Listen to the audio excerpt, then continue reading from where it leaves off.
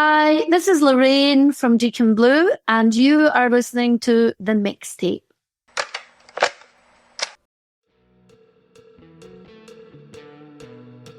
Hello and welcome to the Mixtape Podcast. I am your host, Mark, and every week we'll take a deep dive into my guests' inspirations and influences by asking them to make up an imaginary 6-track mixtape. There are over 120 archive episodes. The mixtapepodcast.com is your one-stop shop for all of those episodes, my YouTube channel, and it'd be great to catch up with you on social media as well. Don't forget, if you enjoy this episode, to give us a like, a share or a follow wherever you listen to your podcasts. And I hope you enjoy this week's episode.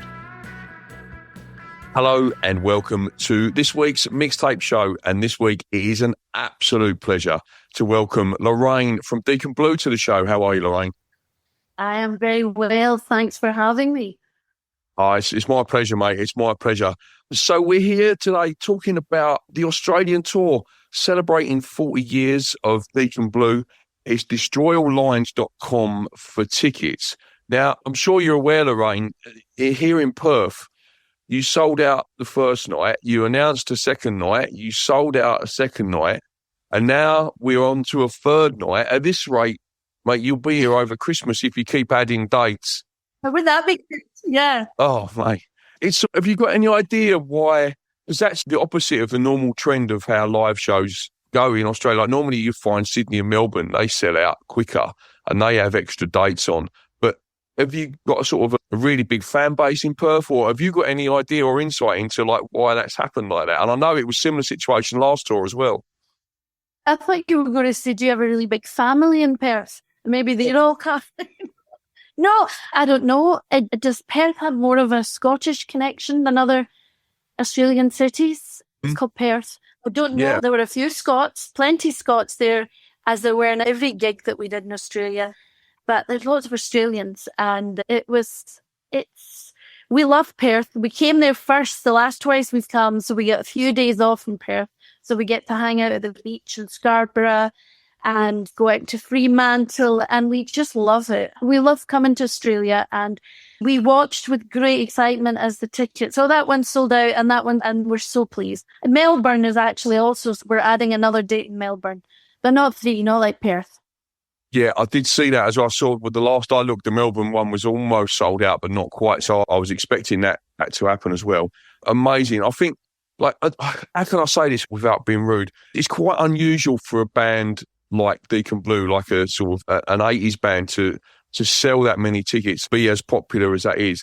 And I've been doing a bit of research over the last couple of days, which I knew I was going to be interviewing. And I went down a bit of a YouTube rabbit hole, and what I saw from almost all of your live shows was a real connection with the audience and a real, unique feeling. And at one point, I think I heard Ricky say something like, "Enjoy this song, it's yours," or something like that. He was talking about Real Gone Kid. Do you feel like that? Do you feel like you have a connection like that with the fans? And do you feel like the songs, especially songs like that, they don't belong to you, they belong to your fans? I think once Ricky writes the song and we record the song and then send it out there onto the airwaves or in an auditorium and people coming to hear it live, I think if people fall in love with a song and take it to their hearts, they feel that it's theirs, it's part of their story. And I think we have to honour that. And a song like Real Gone Kid or Dignity or Chocolate Girl or whatever that means a lot to people, we have to. There was a time when we would go out when we were younger and Ricky would think, "Nah, we're not going to do Dignity. We're not going to do Real Gone Kid. We're gonna do what we want to do." And then we realised when we go out as audience members to see people we love, we want to hear the songs. Oh yeah, we'll sit there and we'll listen and we will be really appreciative of new songs. But you have to give people the songs they love too. We want them to come out. And when they walk into that auditorium, we want them to be changed by the time they leave. Even if it's just they don't feel as depressed or sad or down in the mouth or whatever, it has to be an experience that they carry with them. And I think, yes, songs get taken over by people. Some people get a bit pissed off if Ricky lets the audience sing the first verse of Dignity because they're like, we want you, some people. But it's very difficult because the audience sing it so loudly. And one thing I love to see as well from bands like Deacon Blue is you never just doing the nostalgia tours. Like you continuously putting out new material all the time, which sort of brings me a little bit onto the Great Western Roads. That came out earlier this year. And I just wanted to talk really quickly about late 88, because that seemed to me like what would I call it, a love letter to the 80s. Do you know what I mean? Yeah. Talk to us a little bit about that track. I think the album is very much a look back to where we've come from. But the Great Western Road is a beautiful road in Glasgow that takes you out. It's the start of the Highlands, the road to the Highlands. And it's probably the most beautiful drive. Takes you all the way to Loch Lomond and then to the Iowa Sky if you want and beyond. So it's about looking back and looking forward with acceptance and realism that we are this age and no one knows what's lying ahead of us, but we're excited by it and it can be great. But late 88 was a kind of nod back to youth and to how exciting it was and how you're so wrapped up in it all at the time, you don't really realise what you're experiencing and the joy and the fun of it all. But when you look back from this distance, you're kind of like, God, yeah, we did it. And Ricky's not really written a song like that before. It reminds me what you just said there of a quote from the American version of The Office, which is, whatever you think about comedy, whatever, it's not my favourite. But there's a quote in here that one of the characters says, I wish I knew I was living in the good old days when I was. Do you know what I mean? That's such a powerful thought, I think, to have that awareness.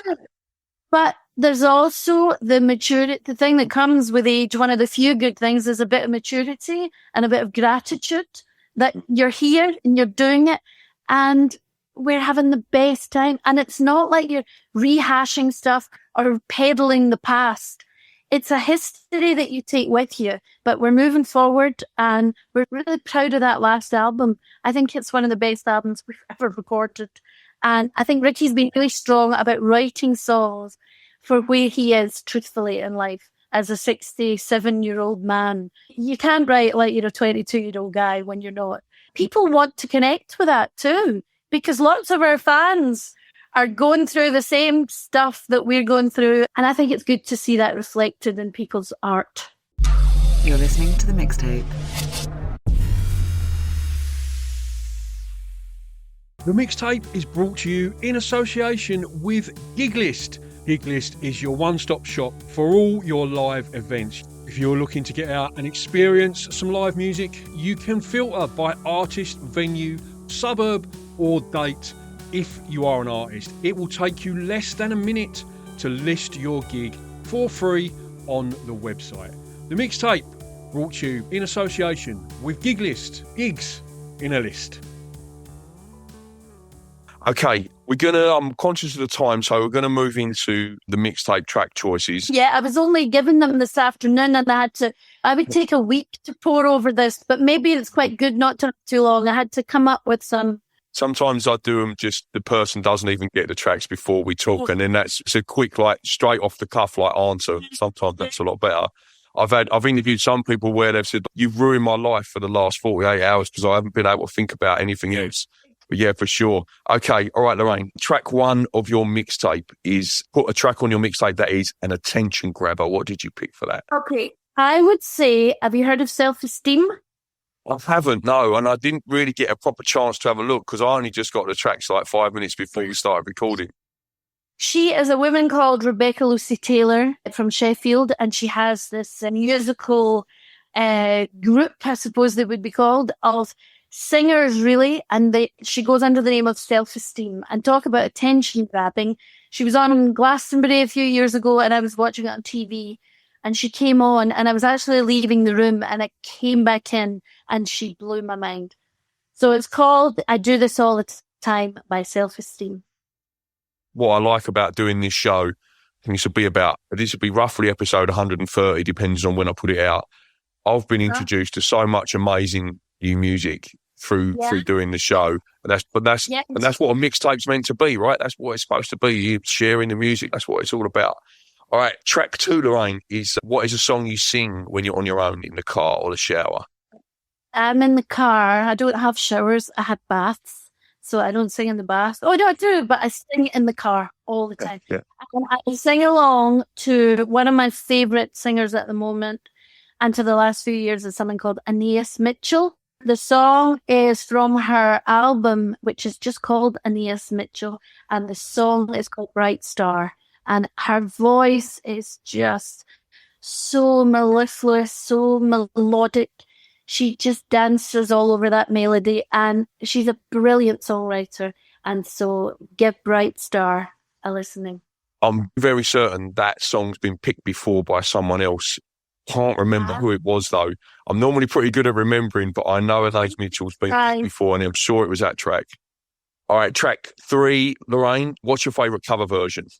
This was the hardest one to come up with today. I really struggled with this one because I'd go, is that a cover version? Did they write that? So I was struggling. So I went for maybe not the most original, but one that kind of I've always loved, which is Bruce Springsteen's version of Tom Waits' Jersey Girl. The romance of it, I love the way that guitar, it's the same on the Tom Waits version. I love the Tom Waits version as well, but I love Bruce's version. So yeah, I think I had that on. Is that on Greetings from Ashbury Park? I think I've got that. That's the first time I heard that version. Amazing cover, like to cover someone like Tom Waits. You've got to have the chops. You know what I mean? And I think he really does a great job of that. To think I can actually do something that might even be better, and I'm not saying it is better. I think probably I actually love Tom's the most, but Bruce certainly carries it off with great style. And talking about covers, in the YouTube rabbit hole that I mentioned, I went down earlier, I saw a couple of yours that I was really talking about Springsteen. The Piano Room one you did at Radio 2, Dancing in the Dark, was a phenomenal cover. But also Sunshine on Leaf as well. Amazing version. It was in Edinburgh Castle, and because we are a Glasgow band and the Proclaimers are a Leith Edinburgh band, we thought we'd do a homage to them, so we did Sunshine on Leaf in Edinburgh, so it was special.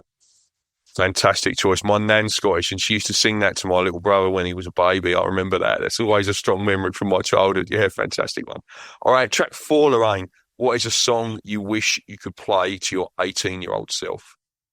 This isn't just being lazy, but I'm going to have to go back to Self-Esteem, but I'm going to go to her most recent album, which is called, it's her second album, called A Complicated Woman. And the song is called Focus is Powerful.